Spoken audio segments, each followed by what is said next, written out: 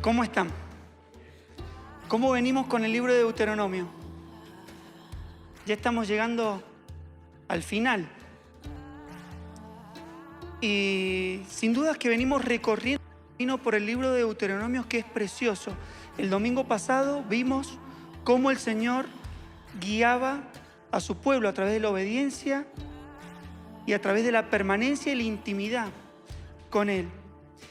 Y hoy nos toca entrar en lo que sería en el libro el tercer discurso que va a dar Moisés. Este tercer discurso se encuentra en los capítulos del 27 al 30. Hoy vamos a hablar del capítulo 27 y 28.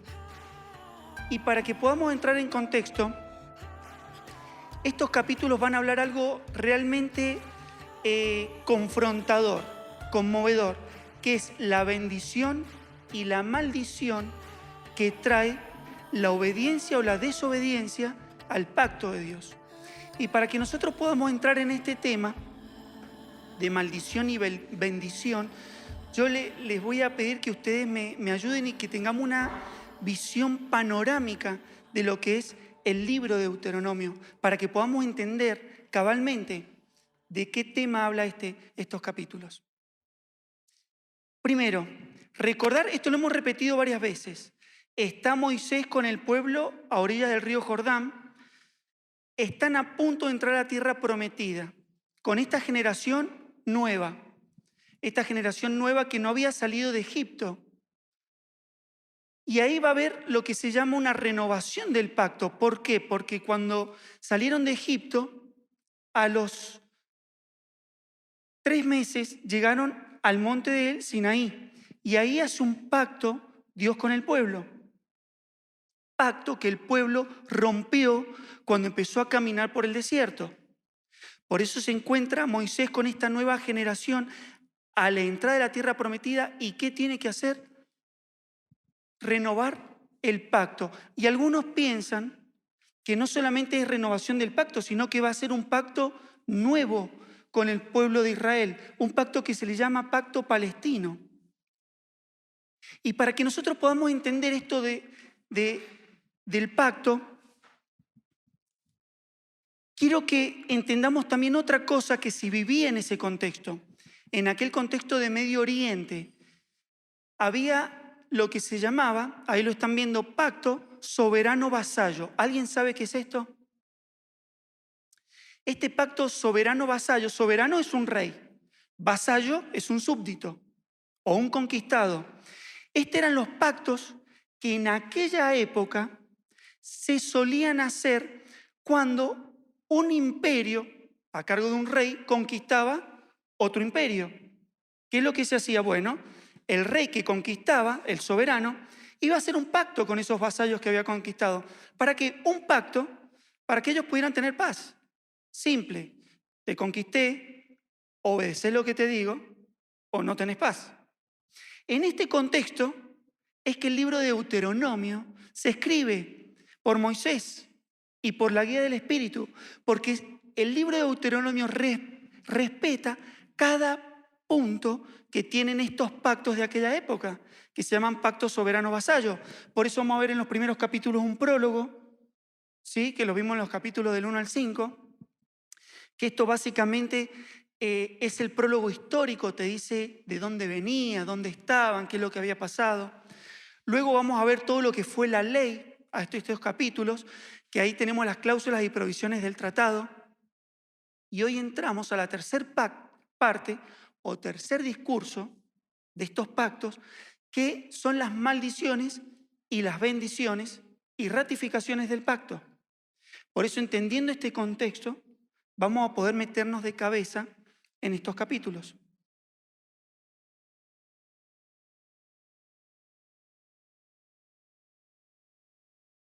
Ahora, estamos en este contexto donde Dios hace un pacto con su pueblo de Israel, según el medio que les rodeaba en aquella época, que es este tratado.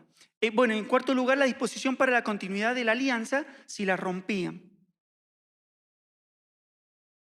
Ahora, hay algo importante que nosotros tenemos que poner como una base para ver estos capítulos. ¿El pacto quién lo dictaba? El soberano. Simple. El soberano dictaba el pacto. Por lo tanto, el soberano dictaba los términos del pacto. De ninguna manera, el vasallo podía dictar términos del pacto. ¿Está claro? De la misma manera, aquí es Dios quien dicta las condiciones, obligaciones, bendiciones y maldiciones, nunca el hombre. Ahora, ¿por qué es importante que nosotros tengamos claro esto? Pues parece muy claro, pero hoy en día hay una corriente que se está moviendo en determinadas iglesias que tiene que ver con el tema de hacer pactos con Dios. No sé si ustedes lo han escuchado o lo han vivido, pero es un tema que realmente no está en la Biblia. Hacer pacto con Dios, no hay ningún ejemplo en la Biblia de algún hombre que haya hecho un pacto con Dios. ¿Está claro? Sí vamos a encontrar en la Biblia pactos de hombres con hombres, por ejemplo, con Natán, con David. Pero ya vamos a entrar en este tema. Dios es quien hace los pactos, no nosotros. Debemos entender qué clase de pacto es la que estamos hablando. Esto es un pacto divino. Las bendiciones que daba Dios no eran deudas contraídas. Esto es importante que nosotros lo tengamos claro. Cuando Dios bendecía, no era una deuda que contraía el soberano con el vasallo, sino era una manifestación de su bondad y de su amor inagotable. ¿Qué deuda podía tener un rey, hablando no de Dios, ¿no es cierto? Un rey que conquistaba un imperio con los conquistados. ¿Qué deuda podía tener? Si los quería matar, los mataba. No les debía absolutamente nada. De la misma forma, Dios no les debía absolutamente nada, sino que las bendiciones eran una muestra de su amor inagotable. Ahora, venimos hablando de pacto. Realmente desde que salieron del Éxodo, la palabra pacto viene sonando domingo tras domingo. Bueno, ¿qué es un pacto? ¿Se han preguntado qué es un pacto? Bueno, un pacto es un acuerdo, un vínculo que se hace entre dos partes. Dijimos que pueden haber pactos entre hombres y tenemos ejemplo en la Biblia. Jonatán y David, ahí en 1 Samuel 18, hicieron un pacto por el gran afecto que se tenían. Y también vamos a encontrar en la Biblia los pactos que Dios hace con el hombre. Estos pactos se llaman divinos. Ahora, en estos pactos, Dios hace promesas de cumplimiento inalterable. ¿Está claro? Cuando Dios hace un pacto, hace promesas que cumple. Por eso es importante que entendamos por qué el hombre no ha podido hacer y no puede hacer pacto con Dios. Porque el hombre quebranta los pactos. Ahora, ¿cómo pueden ser los pactos? Los pactos pueden ser de dos tipos: eternos o incondicionales. Por ejemplo, el pacto que Dios hace con Abraham. Dice, te daré una gran descendencia y en ti serán bendecidas todas las naciones. Ese es un pacto eterno, incondicional, no dependía de Abraham para que el pacto se cumpliera. ¿Está claro? Ahora, los pactos también pueden ser temporales y condicionales. Por ejemplo, el pacto que hace con el pueblo de Israel, con las tablas de la ley, con Moisés, el pacto del Sinaí, el pacto mosaico. Dice, si oyereis y atendiereis a todo lo que está escrito y obedeciereis, entonces tendrás bendición. Ahora, ¿qué pasó con el pueblo de Israel? Desobedeció, quebrantó el pacto. Por eso de Deuteronomio hay un renuevo del pacto. Estos son temporales y condicionales. Ahora, en la Biblia, básicamente hay 7 pactos que Dios ha hecho con el hombre. ¿El primer pacto cuál es? El pacto que se hace en Edén. ¿Qué le dijo a Adán? De todo árbol podrás comer, pero de este no, porque el día que vos comas de este árbol, ¿qué va a pasar? Ciertamente morirás y serás expulsado del Edén. Bueno, ese es un pacto que fue condicional. La vida y la bendición dependían de la fidelidad del hombre. ¿Y qué pasó? El hombre lo quebrantó. Por lo tanto, ¿qué pasó con Adán y con Eva? Fueron expulsados del Edén. Y hace un nuevo pacto ahí Dios con Adán. Y este pacto es un pacto incondicional, porque le marcó la porción que le tocaba al hombre de por vida, a la raza humana me refiero. ¿Cuál era? El hombre cómo iba a ganar, con el sudor de su frente iba a ganar su alimento. Y la mujer iba a dar a luz con dolor. Y la serpiente se iba a arrastrar. Eso es un pacto incondicional. Hasta el día de hoy eso permanece. En tercer lugar, tenemos el pacto que hizo con Noé. ¿Qué le dijo a Noé? Que no iba a destruir nunca más la tierra y todo ser viviente con agua. Y dejó con este pacto, ¿qué señal? El arco iris, porque los pactos también tienen señales. Cuarto, el pacto abrahámico, un pacto incondicional.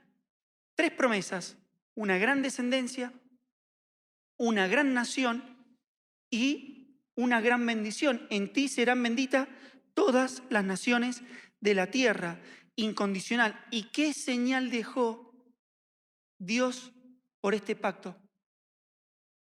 La circuncisión. Muy bien. Pacto mosaico. Es el pacto que hace con Moisés en el monte Sinaí, o pacto de Sinaí también se le llama. Fue condicional, porque acá incorporó leyes, y ya hemos tratado el tema de las leyes. Ahora, si desobedecían las leyes, se rompía el pacto, y si las obedecían, por bondad Dios los bendecía. Después viene el pacto davídico, el pacto que hace con David, que fue incondicional. Dios le prometió un linaje real sin fin. ¿Y en quién tiene cumplimiento esa promesa? En Jesús. En Jesús tiene cumplimiento este pacto incondicional. Y en último lugar, el nuevo pacto. ¿Cuál es el nuevo pacto? El pacto que hizo Jesús en su sangre. Ahora, si nosotros entendemos, he hecho esta introducción de pacto, si entendemos el tema de los pactos, tenemos que entender dónde estaba el pueblo de Israel en ese momento y cómo vamos a poder aplicar bendiciones y maldiciones a nuestra vida. Si no, lo vamos a sacar de contexto, como pasa en muchos lugares, y ya vamos a ver cuáles pueden ser los peligros. Ahora sí vamos a entrar al capítulo 27 de Deuteronomio.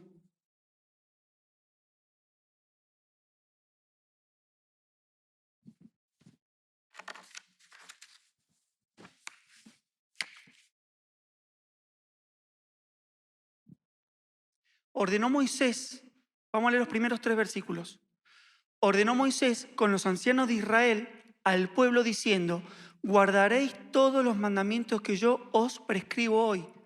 Y el día que pases el Jordán a la tierra que Jehová tu Dios te da, levantarás piedras grandes y las revocarás con cal y escribirás en ellas todas las palabras de esta ley.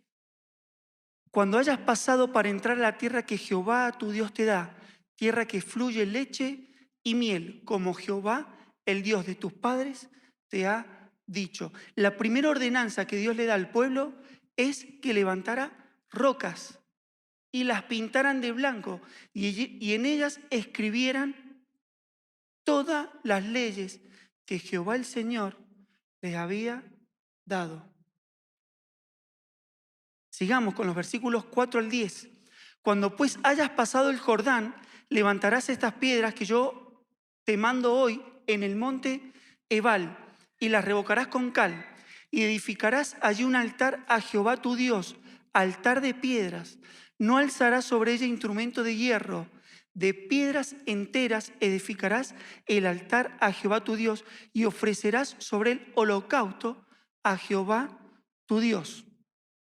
Y sacrificarás ofrendas de paz, y comerás allí, y te alegrarás delante de Jehová tu Dios, y escribirás muy claramente en las piedras todas las palabras de esta ley. Y Moisés con los sacerdotes levitas habló a todo Israel diciendo: guarda silencio y escucha, oh Israel. Hoy has venido a ser pueblo de Jehová tu Dios. Oirás pues la voz de Jehová tu Dios y cumplirás sus mandamientos y sus estatutos que yo te ordeno hoy. Tenían que levantar piedras y escribir la ley, y tenían que levantar un altar para hacer holocausto y sacrificio. Esto lo vamos a encontrar en el libro de Josué.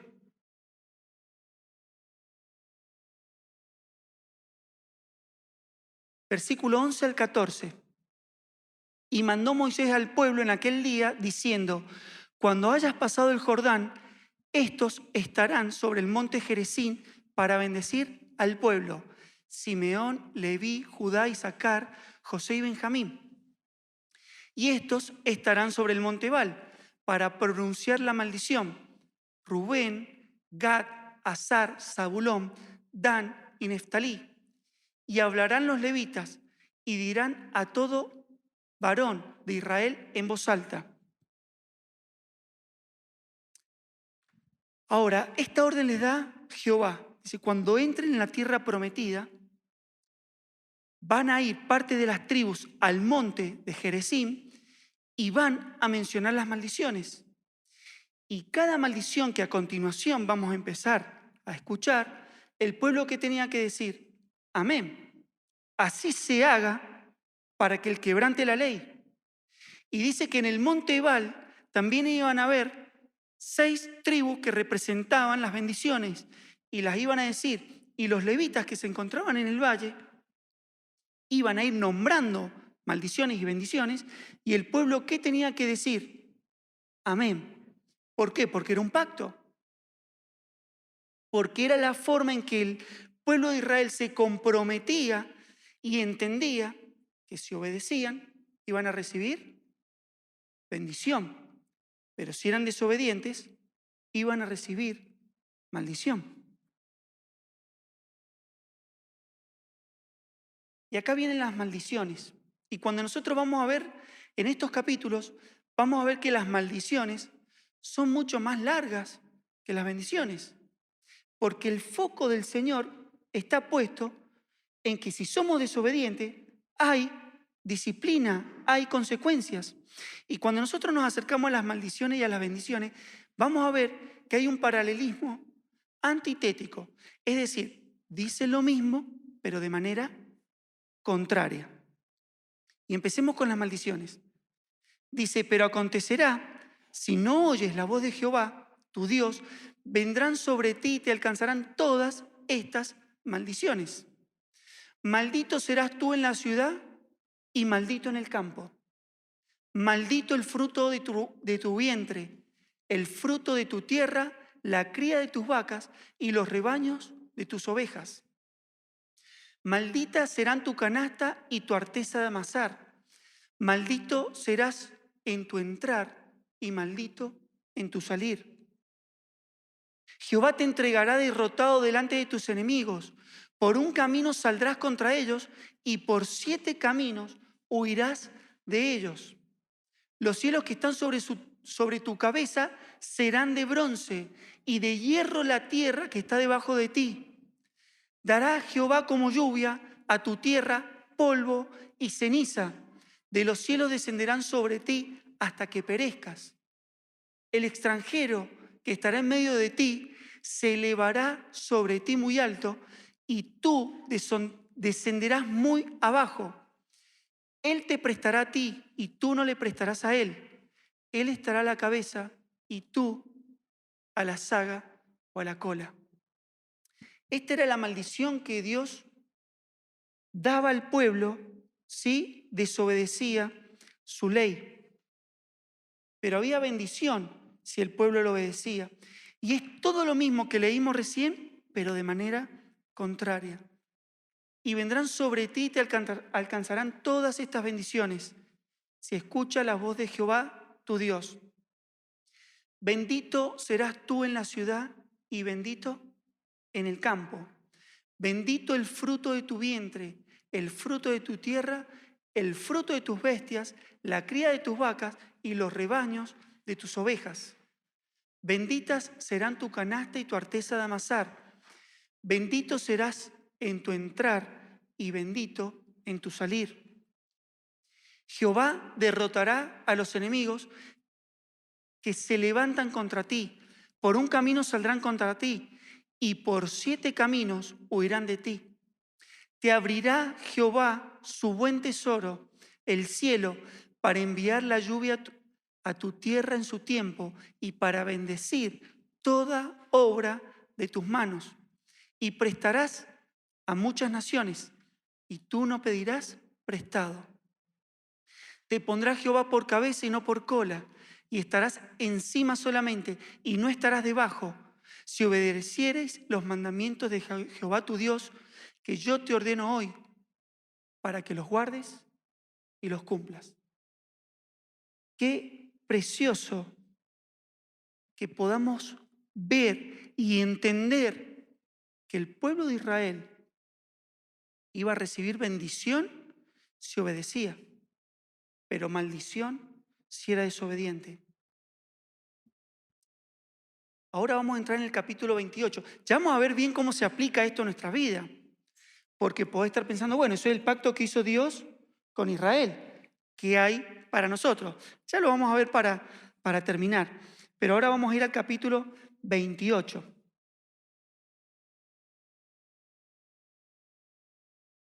Y el capítulo 28 realmente es un capítulo precioso.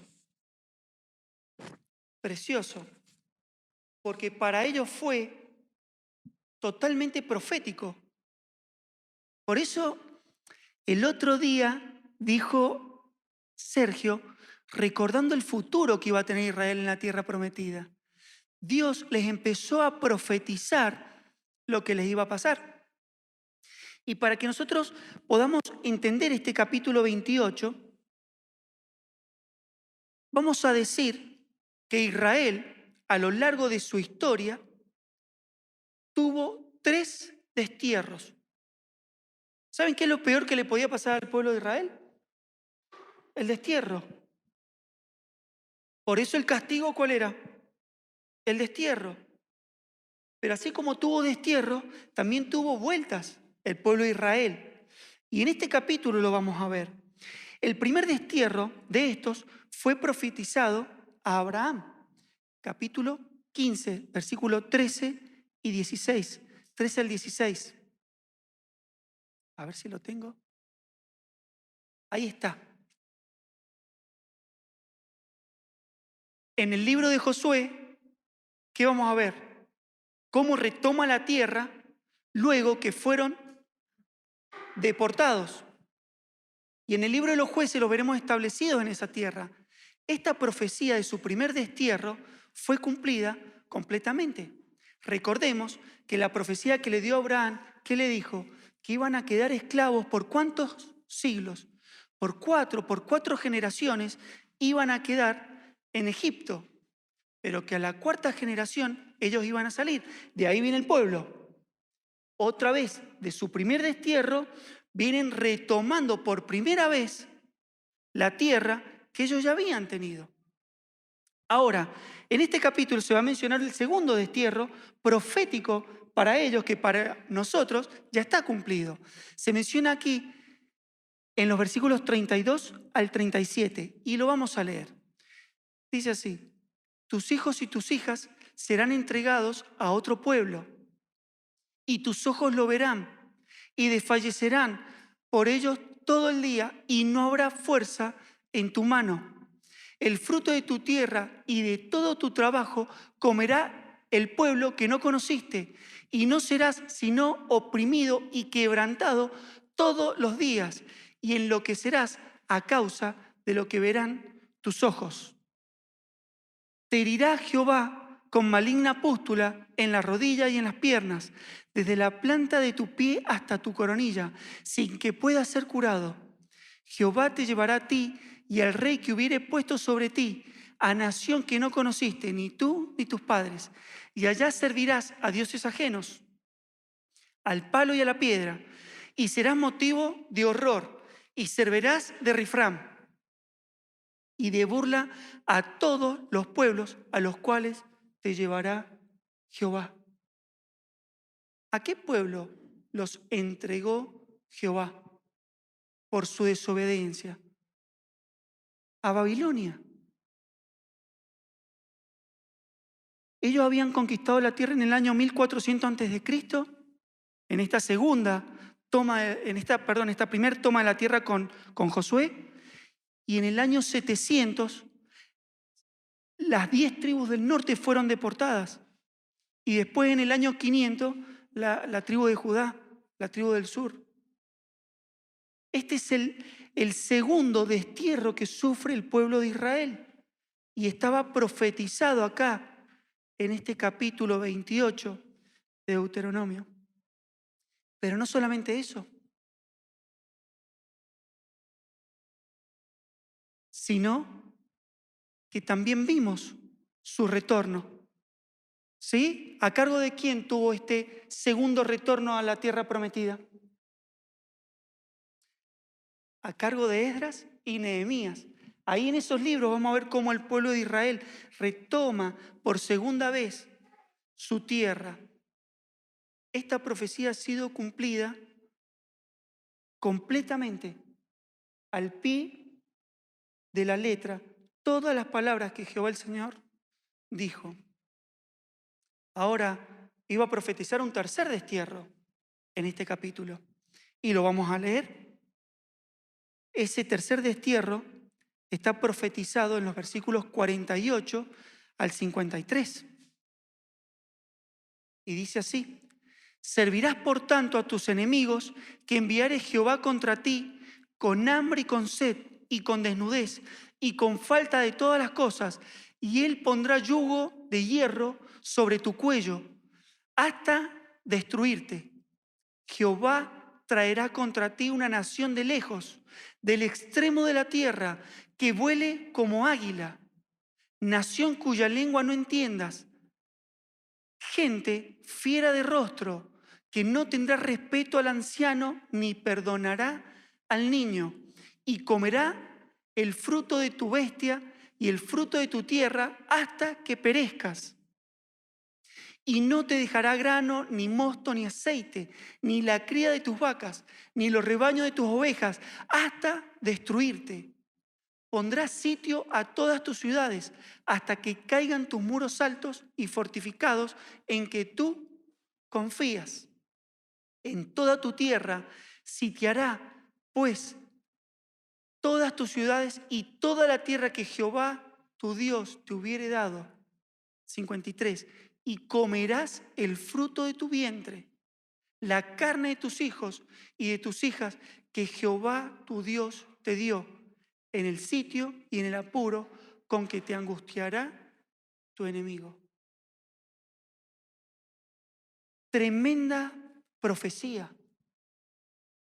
Profecía que se cumplió en el año 70, cuando los romanos, gente que hablaban un idioma que ellos no entendían porque no eran del Medio Oriente, les cayeron y los destruyeron sin ningún tipo de piedad. El ejército romano se identificaba con la insignia del águila. Por eso dice que iba a venir como un águila.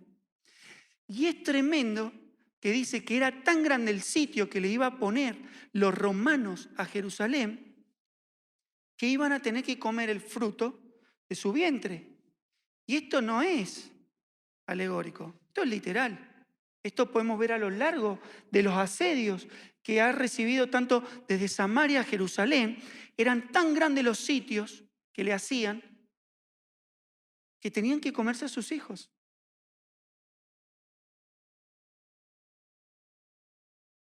Y esto es lo que sufrió el pueblo de Israel a causa de la desobediencia. Profetizado en este capítulo 28.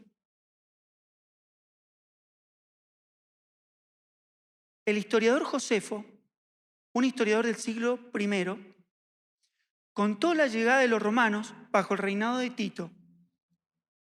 A Roma se le conoció como el reino de hierro. El águila era la insignia de su ejército. Fue tan grande el sitio que le pusieron que debieron comer a sus hijos. De esta manera, el pueblo judío fue dispersado, ¿por dónde? Por todo el mundo. Y eso está profetizado en el versículo 64. Y Jehová te esparcirá por todos los pueblos, desde un extremo de la tierra hasta el otro extremo.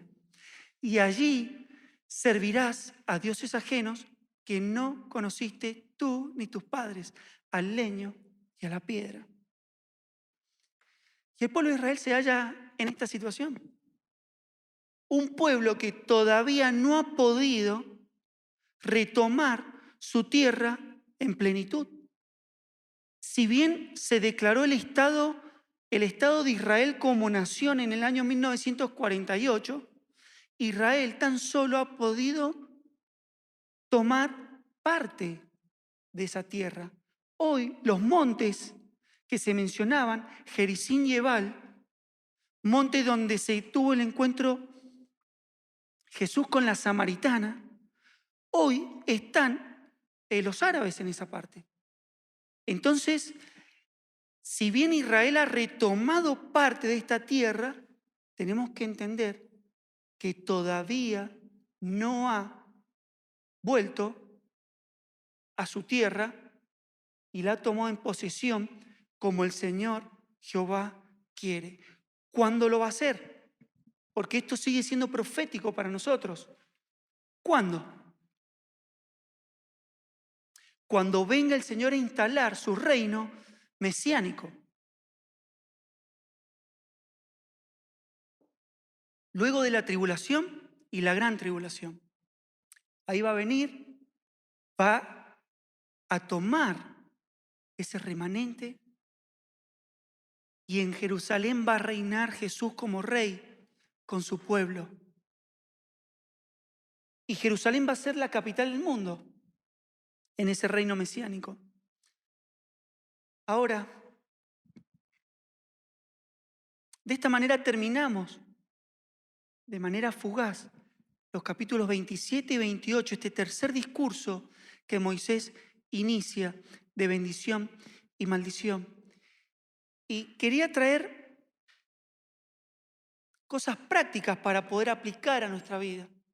Porque podríamos caer en el engaño de decir, bueno, si eso fue un pacto que Dios hizo con Israel, ¿en qué nos compete a nosotros? Bueno, en primer lugar, para aplicar y para pensar, este pasaje, ¿qué es lo que no nos enseña? Una suerte de fórmula garantizada para alcanzar prosperidad personal. ¿Está claro? Porque esta es una modalidad de hoy.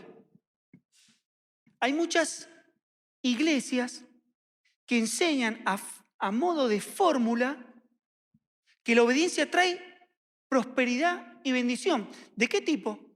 Económica, básicamente. Prosperidad económica. Yo no te estoy diciendo que el Señor, nuestro Dios, no bendiga económicamente. Pero esto no es una fórmula para nosotros en el día de hoy. Porque si no, ¿qué fue de Job? No lo es ni hoy, ni lo fue nunca, ¿eh? ¿Qué fue de Job? ¿Por qué Job recibió de Dios tantas calamidades si él era un hombre justo? Dice el salmista ahí en el capítulo 73, Asaf,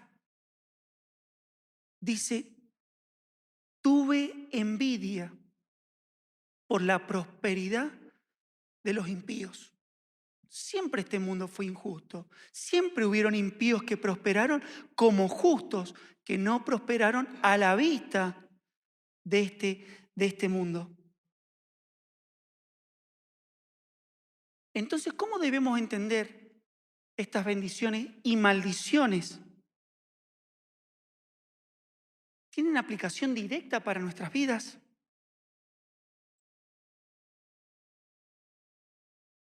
Cuando nosotros nos acercamos y vemos estas bendiciones y maldiciones, ¿saben lo que tenemos que aprender? Que tenemos un Dios justo, que no tiene por inocente al culpable. Tenemos un Dios que bendice al obediente. Tenemos que ver el carácter que tiene Dios. Tenemos que ver la persona, tenemos que ver la santidad, tenemos que ver la justicia que tiene Dios. Eso es lo que nos tienen que enseñar estos pasajes a nuestra vida. Tenemos un Dios que es justo, un Dios que también es ira cuando nosotros somos desobedientes. Eso es lo que nosotros tenemos que aprender cuando nos acercamos a esto. Hay una profunda revelación de la bondad y la justicia de Dios, su personalidad, su grandeza. El Señor nos marca parámetros para que podamos caminar como cristianos. Nos marca una senda. Por este camino te va a ir bien. Por este otro no te va a ir bien. Eso es lo que nosotros tenemos que sacar a colación para poder caminar en los estatutos del Señor. La ira de Dios se revela contra toda desobediencia e infidelidad, mientras que la misericordia se extiende al pecador arrepentido.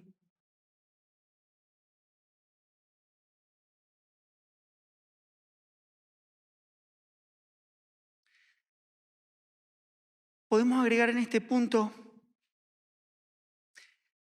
¿nos refleja de alguna manera las bendiciones que podemos esperar de Dios como cristianos, este capítulo?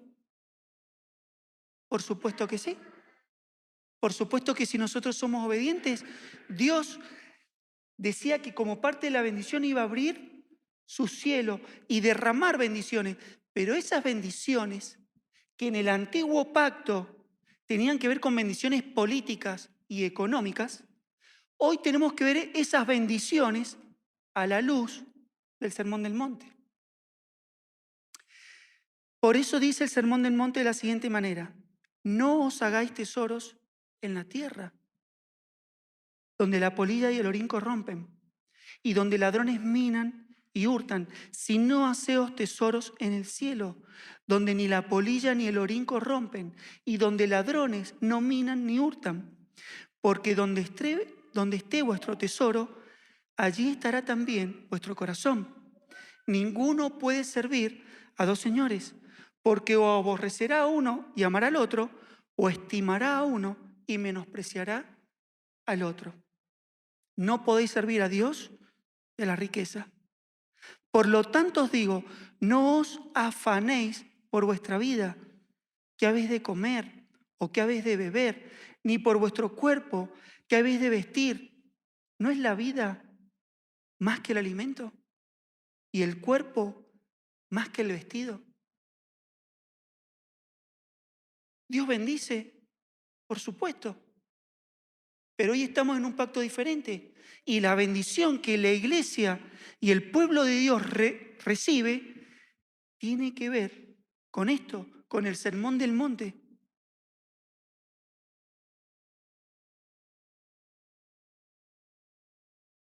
Por eso tenemos que entender que el pacto que hemos visto en estos capítulos no es el pacto bajo el cual vivimos. Miren lo que dice Hebreos 8:6. Pero ahora, tanto mejor misterio es el suyo, cuanto es mediador de un mejor pacto establecido sobre mejores promesas. ¿Querés saber cuál es la bendición de Dios para tu vida? ¿Vos creés que tiene que ver con vestido, con ropa o con bienes?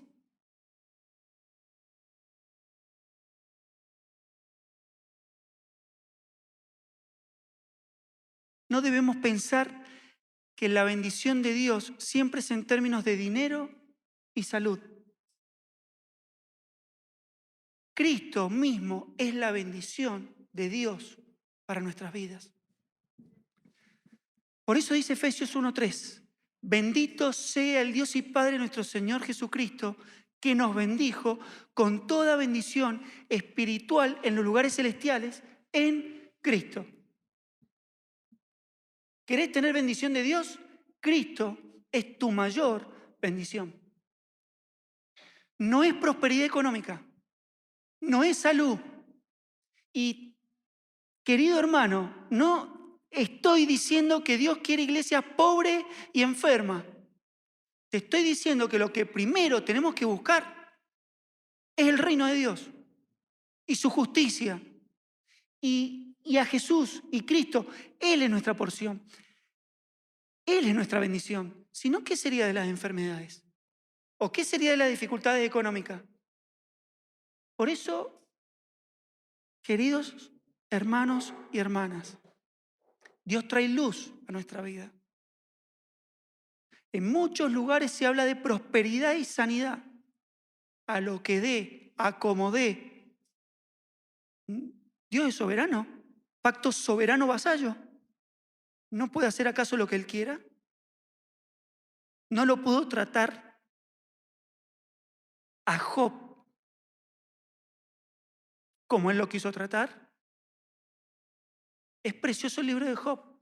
Job básicamente se la pasa haciendo preguntas. A Dios, por supuesto. ¿Sabés cuántas preguntas le contestó Dios?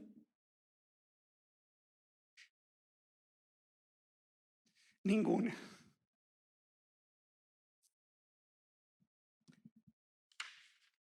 Porque tenemos un Dios soberano. Un Dios que no se maneja en los parámetros nuestros.